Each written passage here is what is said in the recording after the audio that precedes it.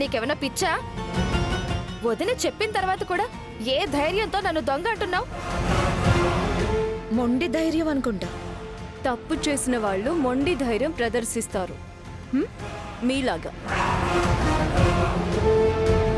చెయ్యని వాళ్ళు గుండె ధైర్యంతో ఉంటారు, మా పెద్దమ్మలాగా. ఏంటమ్మా నువ్వు చెప్పేది? అవును మావయ్య, అత్తయ్య ఏ తప్పు చేయలేదు. అందుకే నింద తన మీద వేసుకుని కూడా ఎంత ధైర్యంగా ఉందో చూడండి. తప్పు చేసిన చిన్నత్తయ్య మొహం అలా కంగారు పడుతూ ఉంది. గమనించండి.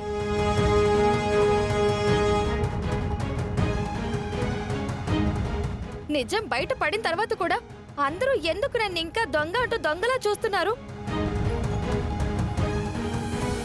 మీకు చేతనైతే రుజువులు చూపించండి. చూపిస్తాను, జస్ట్ వెయిట్.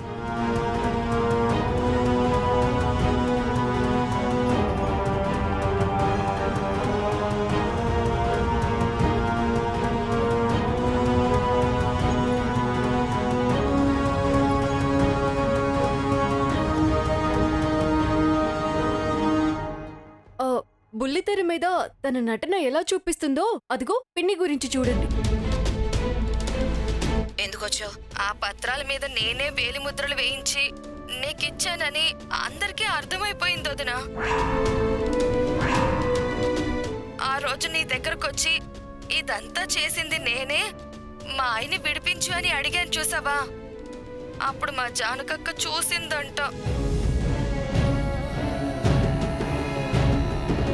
చూసారా, బుల్లితెర మీద తన టాలెంట్ చూపిస్తున్న మన పిన్నిని చూడండి.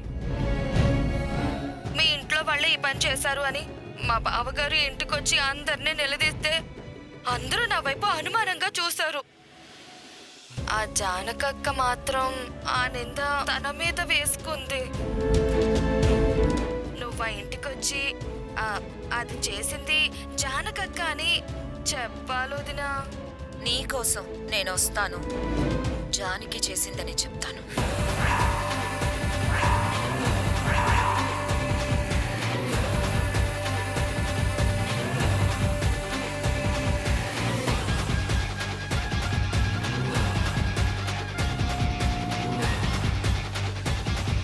ఇప్పుడేమంటావు చిన్నత్తయ్య?